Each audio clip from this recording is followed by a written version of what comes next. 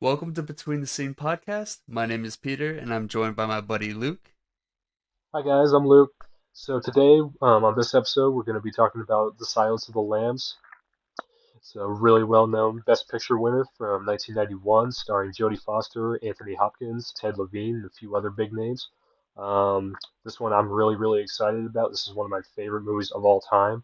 hmm Um, I don't know if there's anything else I can say. I think it's a pretty famous movie at this point.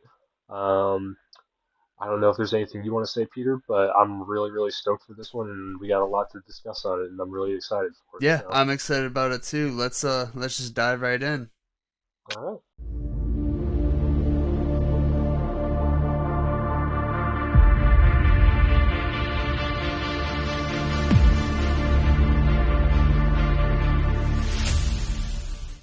All right, so give me your first impressions. So I can't remember exactly when the first time, or no, wait, I do actually. The very first time I saw this, it was I want to say 2011. Uh-huh. It was when I was still living with my dad when I was still living in Nebraska, and I saw it in my bedroom, and I just remember being just completely enthralled with it from beginning to end. I remember it just being like it was gripping just right off the bat, and I remember it just being one of those movies where I know it's so widely considered to be a horror thriller, crime drama, police procedural, Uh-huh. and it's so many different things all at once. But what I loved about it was just how sophisticated it was. It was one of the smarter horror thrillers that I've ever seen, and I mean, this is one of those ones that really got me thinking about like what horror movies can be. You know what I mean? Yeah. And just how much they really challenge your way of thinking. And it was easily one of the more satisfying movies that I had seen up to that point. It was one of just definitely one of the smartest ones I had seen. Um, I've seen it plenty of times since then. I couldn't tell you exactly or approximately how many, but I did go ahead and rewatch it this morning actually. Yeah. Loved it just all the same. I loved it just like I did the first time I watched it. Um, let's see. Um, Anthony Hopkins, his portrayal of Hannibal Lecter, easily one of the best acting and casting choices out there. Yeah. Um, yeah, he definitely earned that Best Actor award for sure. I don't know if you had this in one of your fun facts or anything like that, but this is, if for those of you who don't know, Silence of the Lambs is one of only three movies in history that has won Five. Yep. the top five, the biggest Academy Awards Yep. at the ceremony that year. Yeah, Best Picture, Best Director, Best Actor, Best Actress, and for this one, Best Adapted Screenplay. Uh-huh. For those of you who don't know that it's based on a novel also. Yeah. So, Yeah. so yeah. This movie's fantastic. It's Mhm, definitely up there for me as well. mhm, What strikes me most about this film is like it's placed under horror and stuff, mhm, but it doesn't have any jump scares. mhm. It just does really good with suspense. Like Yep, the climax when she's in the house, like, yep. oh man, like back then watching it, if I was, you know, watching it as a 14-year-old kid in theaters, I'd be losing my mind. I'd be like, this is Oh terrifying. yeah. um So yeah, I think they definitely deserve to be placed under horror, but for the Yes. right reasons. Like they Oh yeah. really did a good job on it. And like you said, Absolutely. they deserved the five big awards. Like Hmm. winning Oscars are something that, you can like go to your grave happy about and they won five of Oh, them. So it's absolutely. it's really cool. And like watching this movie now, like in 2022, it still holds up. Like Oh, such definitely. a good movie. Hmm. Um, what what was like your big like take from it? Like, what did you like? What message did you really like get from it? So I loved how, okay, so for me, I'll start you off with a couple of things. Hmm. So it was one of the few that I vividly remember watching and actually fully realizing how it earned its title. You Uh know what I huh. mean? Yeah. The Silence of the Lambs. If you've seen it, which I know you have, of course, but for the viewers, Anyone who's seen it probably knows the scene where Clarice and Hannibal are talking to each other at the courthouse. He's in his or his prison cell, I suppose. Hmm. She's outside of it talking to him, and she reveals to him how her childhood affected her the way that it did, living on that farm for as briefly as she did and trying to save that one lamb from being slaughtered. Yeah. I That was one of the few times that I can remember thinking, wow, this is what the title is actually referring to and Yeah. how meaningful it was to her character. Um, Looking up some of the things that I did earlier this morning on it after rewatching it again, I have noticed it in other discussions on this movie, but one thing that I really liked is how much they emphasize just how much Clarice is really fighting an uphill battle, both personally and professionally. Yep. Being a woman as an FBI trainee Hmm. in a corporation, or I guess a line of work where she's so surrounded and dominated by a male Yep. society, the men in her life, yeah. Um, and the interesting thing about that is I had the irony pointed out to me also how Hannibal Lecter is one of the few, if not the only male character in this movie who actually really gives her the credit and Yep. the respect that she actually Yep. deserves. Yeah, Yeah, it's you like you notice that too. you see them as like really good friends by the end of the film, Hmm. especially with the Yep. ending. He gives her a call like, I won't look for you if you don't look for me. But like, Yep. um, Exactly. I think going back on your point, how she's in a male-led industry, like during that Hmm. time, uh, they do a good job. Like she's short in structure. She's a smaller girl and Hmm. um the scenes like where she's getting into the elevator full of like nine other guys and they're all like Yep. at least Mhm. 2 feet taller than her and huge, like Yep. or the scene where she's at the funeral home and Hmm. she steps up and is like, all right guys, we need you to respect the family's wishes. Hmm. Can you guys disperse? And they all look at her and she has to say it again to like get them to be like, Yep. okay, fine. Like they do a really good job of trying to make you feel for her and like Hmm. um just being able to relate to her, and I think they nailed it. Like I I think her casting was perfect. She was like the perfect size for it. Yep. She like she just has that innocence look on her face too. Like Hmm. um I think of course, um who played James. It was Ted Levine. Uh, Ted Levine. yep. Yeah. Yep. Buffalo Bill. He Yep. his casting was really good too. Hmm. He really played out some psychotic like role. Just that Like personality. yeah, his personality was Oh, perfect for it, and just absolutely. down to how he even like took his breath. Like he was the pacing in his dialogue was so good, and like it made you really feel like there's some chaotic sense behind the guy. And Oh yeah. dude, the casting throughout this film is perfect. Like Hmm. um they all did like their research, they all did like psychological studies on how Hmm. it is to be an FBI agent, how it is to be the director of sci- behavioral sciences, and Yep. That's the one. like um shoot, what's his name? I need to look it up. Which character? The director of Behavioral Sciences Unit. Yeah, Lawrence, Jack. right? Jack Crawford. Crawford, yeah. Yep. Yep. That's right.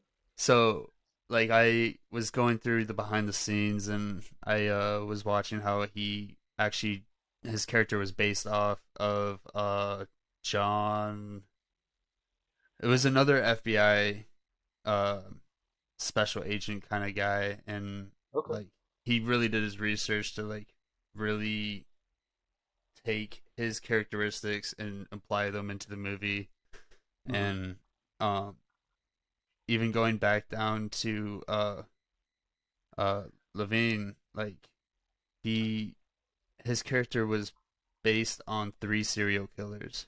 Yep, I did take note of that also. Yeah, You know which ones, right? Ed Gein, Hmm. uh, um, Hyde, Hyde, Heidnick, Yep, Gary Heidnick. Gary Heidnick, and then Ted Uh-huh. Bundy. Yep. Um, Hmm. so yeah, like, just having to sit down and actually think what it's like to be a combination of three actual real life serial killers just like Hmm. must have taken lots of concentration. Oh yeah. Um, but out of all these characters, like which one did you find most intriguing? Oh, definitely Lecter. I mean, Yeah. Clarice and Jane, yeah, Buffalo Bill. I think Yep. they all did phenomenal jobs with their performances, just like you said. But I think Hannibal himself, I think just the combination of the fact that he is so deliberate with what he does, both his mannerisms, his personality, the way he treats people based on the way they treat him. I Yeah. absolutely love that about his character. Yeah. His key thing is just how polite and calm he is in everything he does. Um, whether it's dealing with Clarice herself one on one, the scene where he's talking with the senator and he's restrained. Everything about him is just so deliberate and calculated, and precise, and he's just so charming. I just love Yeah. that about how well written he is. Yeah. That's one of his key characteristics, and I love it about him. And it takes a Um, lot of talent to write a charming antagonist, dude. Like right, even though he's not the main exactly. antagonist, he's still, Hmm. you know, um just the writing of the dialogue was like so well written for him too, and like Hmm. you said, his mannerisms and everything. Like I love his tongue clicking. He's like Oh, I can't do that too well myself, but yeah, I love how yeah. he does that. um I do have one thing about that. Or actually two things, I guess, I kind of wanted to say. One of them was you noticed how um, I never really think about it while I'm watching it, but I do remember somebody else pointing it out to me how he never blinks when he's on screen. His oh eyes are just really? constantly open. Yeah, I'm pretty sure that was what they did. That was very intentional on the director's part. Wow. And then another thing too, I'm not sure if it was his idea or if that was the way his character was originally written by the author of the book series, Mm-hmm. or if it was something Anthony Hopkins suggested or not.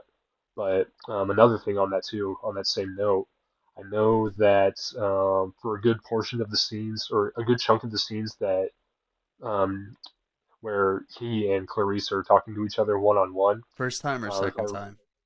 I think most of them actually, or I think uh, I think it's both when he's in his cell and Mm-hmm. when he's in the courthouse. I think Yep. Okay. every single one of those. I think for the majority of the time, they filmed each of Jodie Foster's scenes separately from Anthony Yeah. Hopkins. Like the cameras, whenever the camera is solely focusing on one or the other, I believe they filmed those completely separate from each other. Like they were almost never in the same room together. Did Yeah. you ever hear anything about Yeah, that? because they use a lot of the shots where the actors looking directly into the camera to really Yep. give you the feel that the camera is supposed to be Clarice, you know. Yep. That's Um right. so yeah, I heard about that too. Either she would be behind the camera reading her lines or just out of the room and Mhm. um especially like during the first time they meet, Yep. did you know that because of the set design that Hannibal was actually locked into that cell for most of the day. Oh There no. was no back door or anything. He was Oh actually just no. trapped in there because once they bolted it, they're not going to be like Oh. unbolted all the Yep. time. So Right. yeah, No, I did not know that. That's yeah, pretty cool. he must have been actually losing his mind, like, Oh really getting yeah. into character. Hmm. Um, but yeah, I like all of the set design was really good, and they took advantage of getting an empty warehouse for um um dude, why am I blanking on Bill's Oh. house? Oh, Like his home. Yeah, Yeah. they use a abandoned warehouse, and they also use an abandoned warehouse Oh, on the scene where Clarice and Hannibal meet in the first time. Uh, okay. and it just like it all looks so authentic. It looks like an actual like prison that someone built, Yeah. and like it. Or a mental institution Yeah, or something. yeah, Yeah. exactly. Hmm. Um, I I think this movie just deserves 10 stars if I'm gonna say it. Like Oh, it's absolutely. such a good movie. Hmm. What do you think about the theory that Hannibal Lecter uh made Buffalo Bill who he was? Have you I heard did that theory? actually. I have actually. Actually, as a matter of fact, just today on one of the things I was watching on YouTube, um, I know it's been heavily suggested, and it is heavily implied, or at least somewhat, because I know he talks about how what was it? His name was the other patient of his, Benjamin Rasbell, I think. Rascal, yeah. Yeah, I know that he mentions that they were lovers at one point. Uh-huh. I don't know if, like, obviously it's that's kind of left open to interpretation or at least speculation as to whether or not he was even telling the truth. But because um, I can't remember for sure, but is there a scene where Hannibal says that yeah, Buffalo Bill was actually a patient of his as well? Or do you know if You know, was I that ever? when I was going down that rabbit hole, I did hear them comment on that there was some Uh, dialogue, like one sentence in there that he briefly mentions that he was a patient of his, hmm, but I didn't catch that in the movie. So I don't know. okay, I don't know how reliable that is, but um right. yeah, like that theory kind of like changes the whole aspect of the story. Like watching it before knowing that and watching it after hearing that theory just changes the whole story. Like it's I'll like definitely have to. Yeah. Buffalo Bill or yeah, Buffalo Bill was just like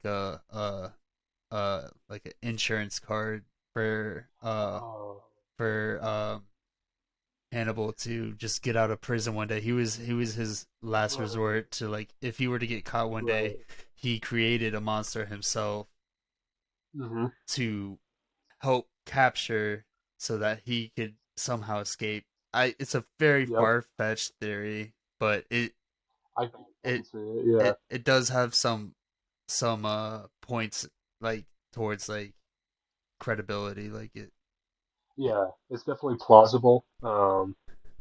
But yeah, I could definitely see because with as little information and with as little as we know about Lecter within just this movie itself, I mean, it's perfectly plausible that he could have had any number of patients or other psychopaths that yeah, he's come into contact with that he may have manipulated yeah, or persuaded into doing certain things that could, by any stretch, lead to him having the opportunity to escape or make his way out of incarceration, yeah. which, yeah, I would find totally plausible with his relationship um, with Benjamin and everything else that he knows.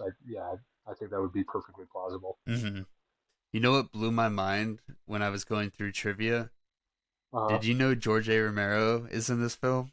I was just about to ask you too that that was one thing I kept in my notes because I loved how because Night of the Living Dead was your first episode. Yep. I wanted to bring that up also.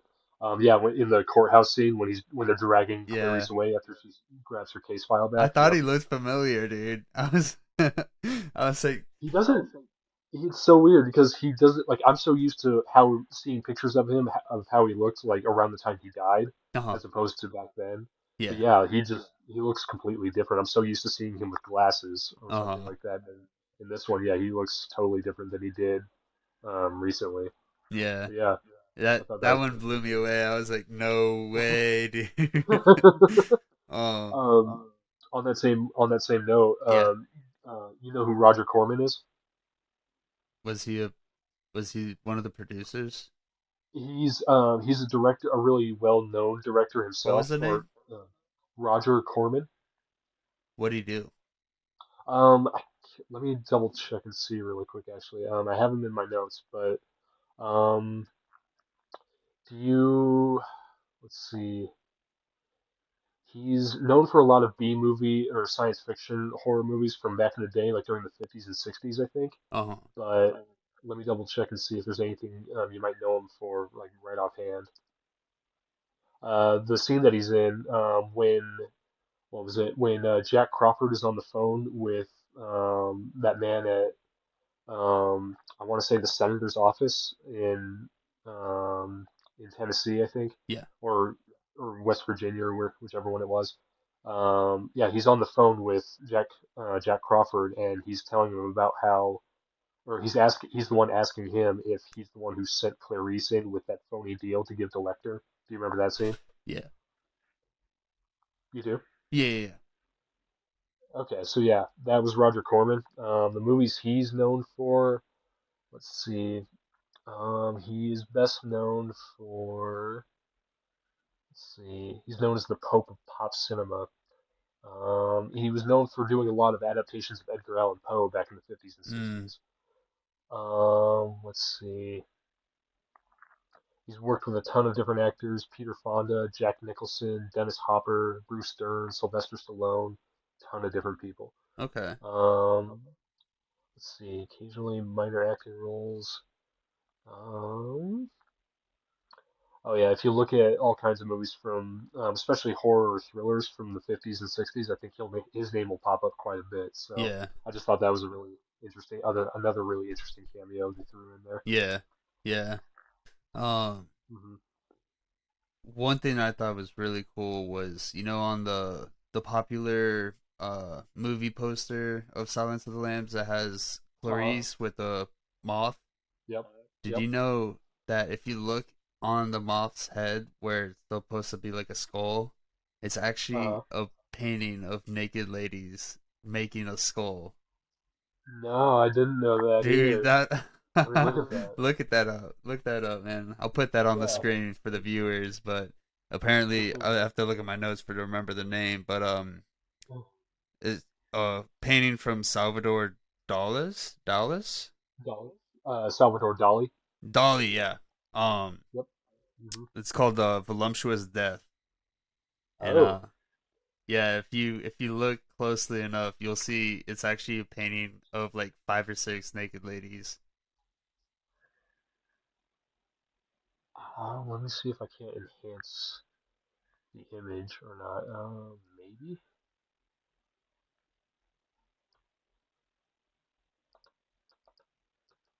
Uh, It's weird doing it on my laptop. Yeah, no. Um, Look at it sometime.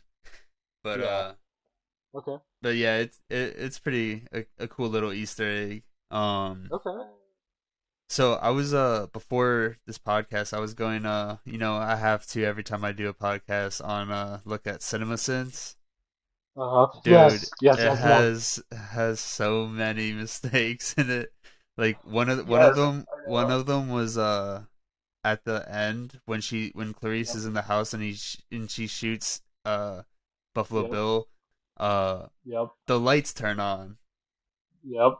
And then before that, when Buffalo Bill has his gun on her and the Yep. complete darkness, there's a shadow on her back. Yep. On her back. Yep. Yeah. Yep. I was gonna tell you about that one too. Same thing with his hand. If you see when he's reaching for her, you can see Uh-huh. the shadow of his fingers Yeah. and his hand Yeah. on her left shoulder. Yep. Yeah. Yeah, I love that, dude. I love finding little mistakes like that too. It's great. Um, yeah, I love Cinema Sins too, dude. I'm so glad you watched that also. I was gonna say most of the stuff that I found, some of the behind the scenes facts and trivia. Did I ask you about Cinefix? Do you know those guys also? I think I mentioned them once before on the first episode. Is it Cine FX or Cine Uh, Fix? like S or CINE and then FIX. No. No, I've never No. heard of them. Okay. So I think if you look them up, they have one series of videos that they do is like usually it's like seven or nine um, things that you probably didn't know about whatever movie it is. Uh-huh. And the one that they did for Silence of the Lambs, that was one of the ones that they pointed out about that movie was the shadow Yeah. in the night vision goggles. Yep. Yeah. Yeah. What was your favorite scene? So if I had to pick one, Um, Honestly, I think it's between.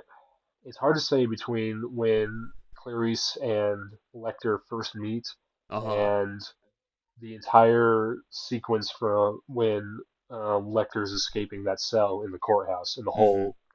the whole way that plays out. Yeah. The fact that he switched clothes with the guard, pretended to be him lying dead or almost dead, and then makes his escape after he sabotages the ambulance and Yep. kills the people that he needs to.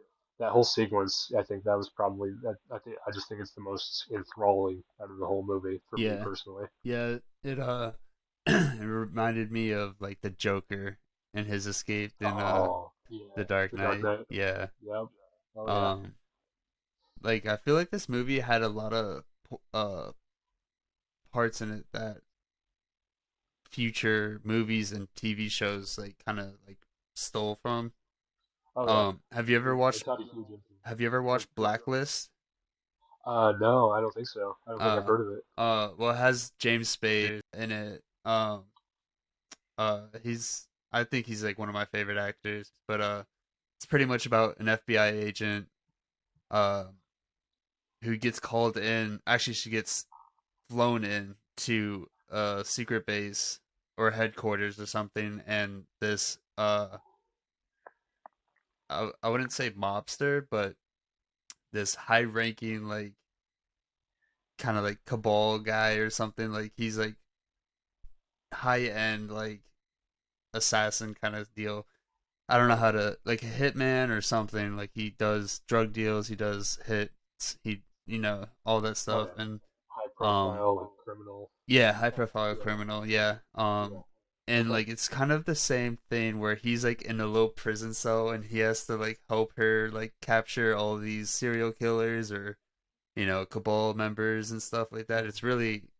It really has similarities to how Clarice and Hannibal talk, at least in the Okay. first episode of that show. Oh yeah. But um, yeah, it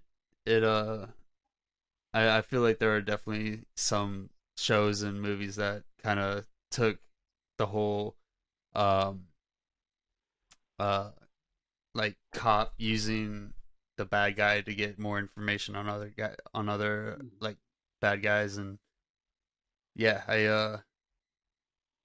I don't know. I just think that it's definitely a like a movie that is on the top of my charts just because it has influenced so many other shows and movies. Oh yeah. Absolutely. Yeah. Like um going back on like the favorite scenes, my favorite scene would have to be like when she's walking up to Hannibal's cage. Oh yeah. Uh and like you see all the other inmates or the other prisoners and they're all insane. Like they're all Yep. crazy looking people. Mhm. And she walks up to Hannibal and he's just standing there like hello. Mhm. Like Mhm. Morning. yeah. Yeah. um and I love that one shot where you can see his reflection on the glass and Yep. you're When he looking leans at in. Clarice, yeah, and you can see Yep. his reflection. It's just Yep. beautiful.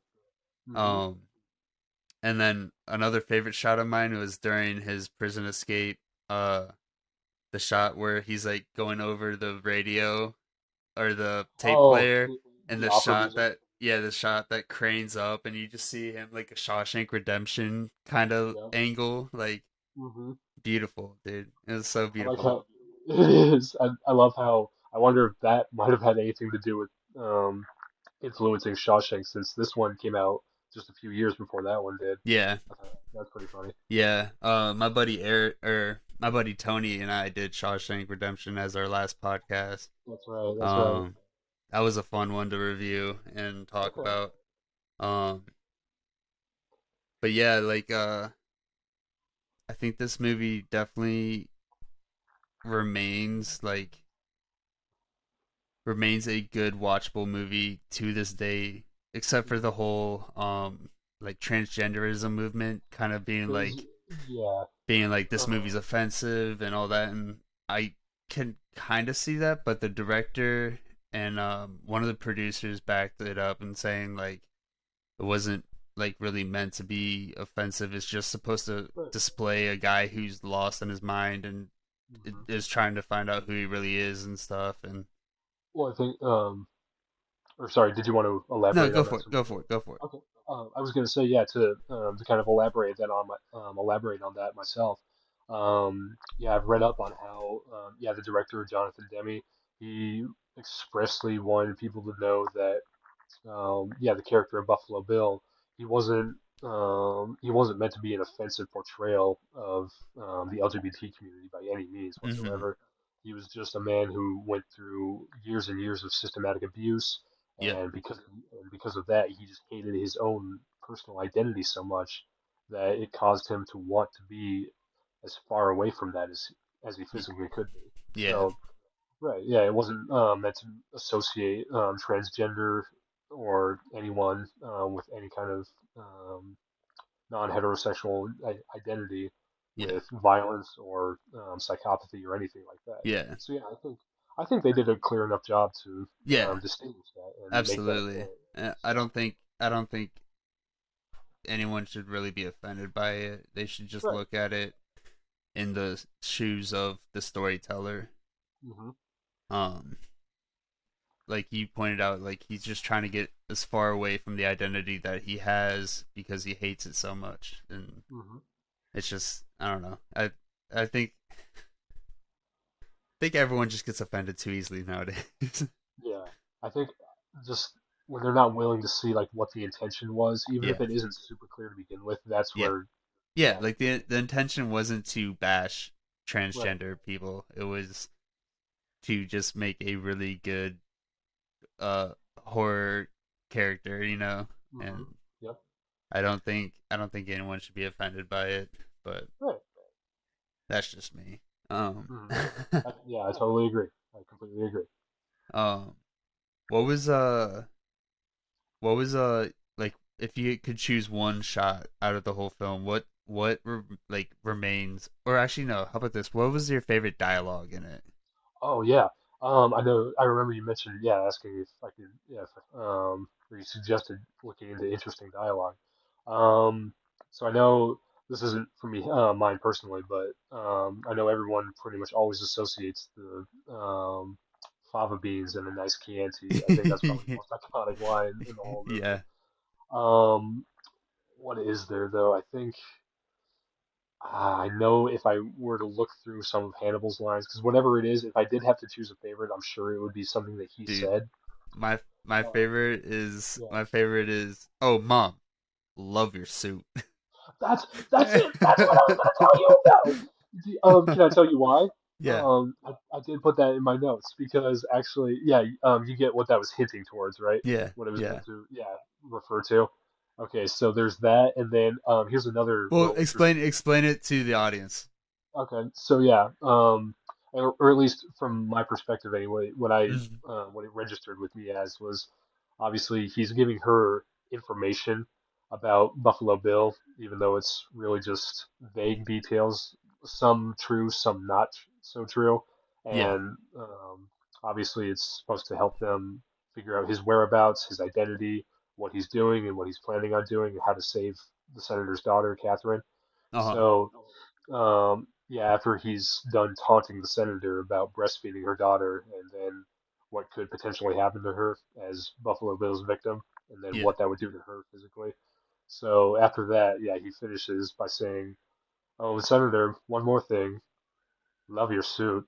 And then eventually you do find out that it's because Buffalo Bill is known. Yeah, he's developed a habit of making a woman's suit. Yep. Yeah.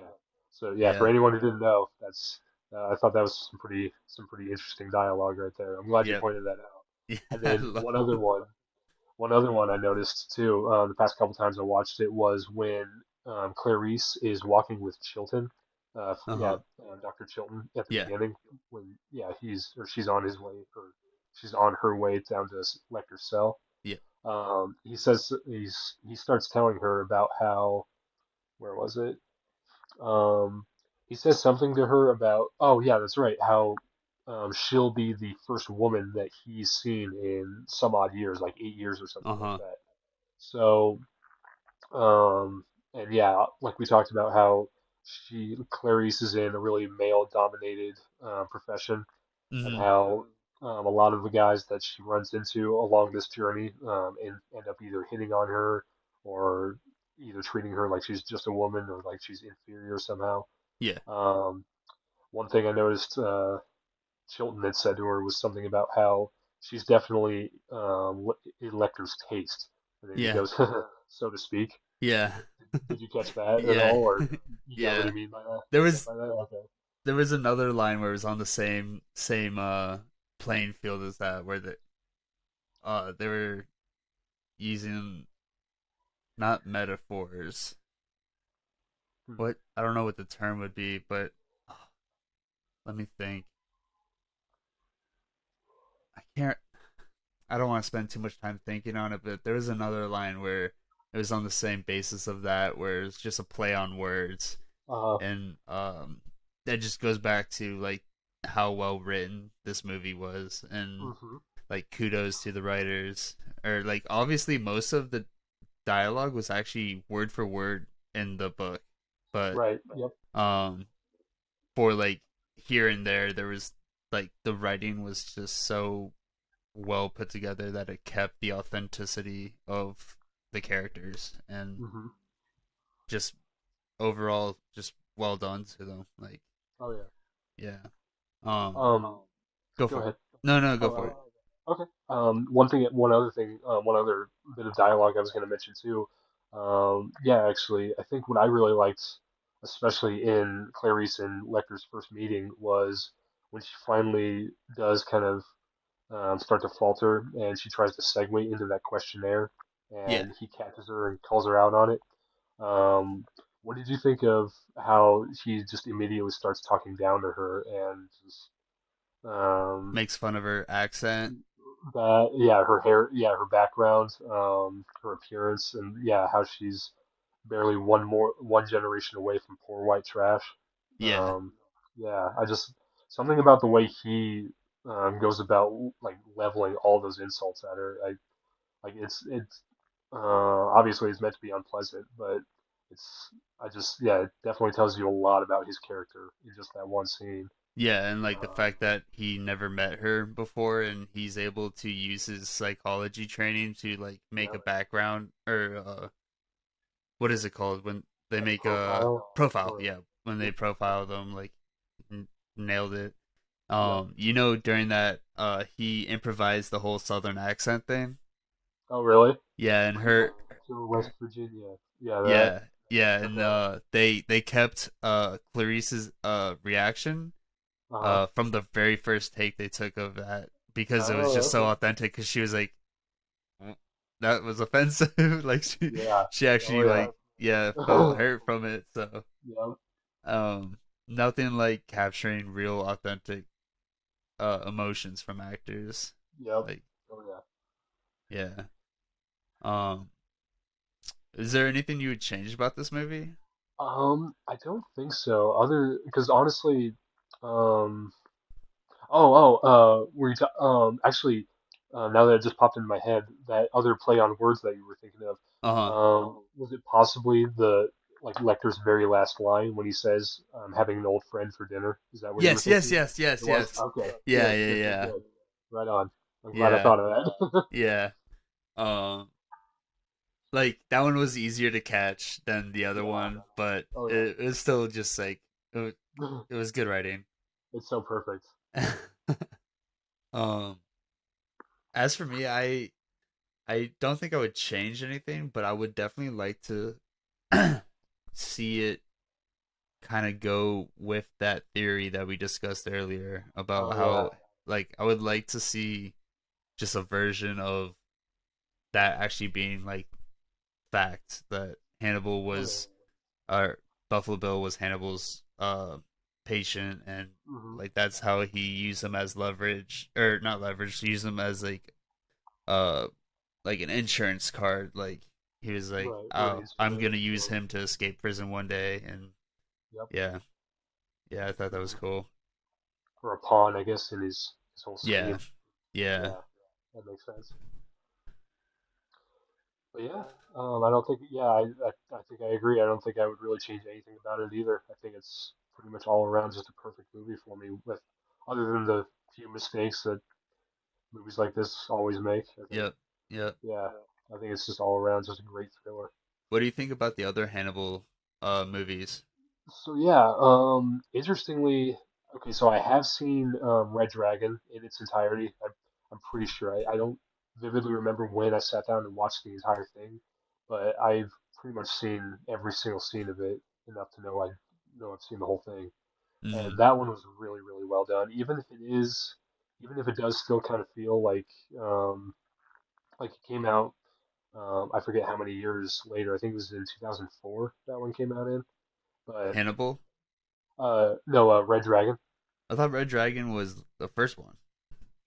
So, Oh no, no, um, it came out after, but it was a prequel. right, exactly. Okay, gotcha. So, 'cause yeah, and then also on that note, I don't know if you knew about the movie Manhunter. Do you know that one at all? No. No. Okay, so that one actually came out in, I think it was 1986, if I remember right. And that one was actually the very first adaptation of any of the Hannibal Lecter novels. That one Uh was huh. supposed to be an adaptation of Red Dragon, which, Okay. yeah, it has no connection to any of the Anthony Hopkins movies. Uh But, huh. um, yeah, that one, totally different actors, totally different setting. But yeah, essentially the same story as the movie Red Dragon itself, with Will Graham and Hannibal's relationship there, and the serial killer in that one, Francis Dollarhide. But anyway, yeah, Red Dragon itself with Edward Norton, that one I really enjoyed. The movie Hannibal itself with him and Gary Oldman Uh huh. as the disfigured victim. Yeah. That one, it definitely has some interesting things going for it, but you can definitely tell it doesn't stack up at all to the Mm-hmm. original, to Silence of Yeah. the Lambs. And then I've only caught, I want to say, most of Hannibal Rising, the prequel movie of when he was a young man. Uh huh. But that one also definitely had some interesting things going for it. It gave him a really interesting backstory, but I don't know. I can't remember. I guess I just don't remember watching the entire thing enough to know, like, to have a really solid opinion on it. Sure. But I'll definitely have to check them all out again sometime soon. Yeah. I Yeah. I have not seen any of them actually. Really? So yeah, I definitely should check them out. I heard Red Dragon Okay. was pretty good. It Um, is. I heard Hannibal was the worst of them all. You could probably definitely argue that, honestly. I think a Yeah. lot of people, yeah, complain about that one pretty hard. So, Yeah. And what was the other one? You said Manhunt? Manhunter, yeah, the first Manhunter. one from the Yeah. 80s. Yeah, that one I still haven't seen any of that. I've only caught scenes of it, but do you know who Brian Cox is?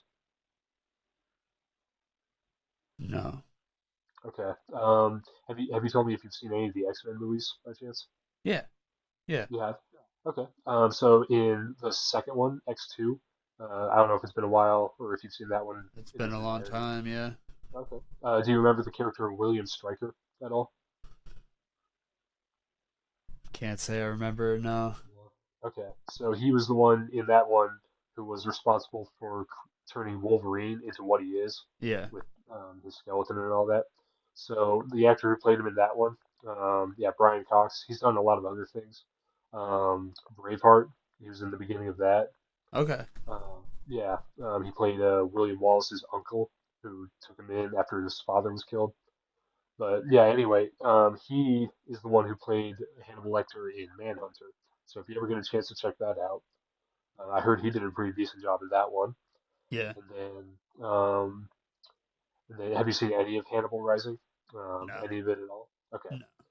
yeah, yeah. If you get a chance to, I think they're definitely all worth checking out, if only to say that you've Mhm. seen them. But Yeah. yeah, let me know. Let me know if and when you do. Yeah. Definitely. We Yeah, would have to definitely do a understand. follow up podcast on it. Okay, Word. Well, I think that's all I have for this one. okay, Thanks for hopping on, Luke. I yeah, appreciate it. Uh, absolutely. if you haven't already, hit that like button. Leave a comment of what you want us to do next. Subscribe and hit that notification bell so you stay tuned for all future videos. And we hope to see you next time. Thanks again, Luke. Thanks, you guys. Thanks, Peter. Yep. See ya. I'll see you, man. Have a good one.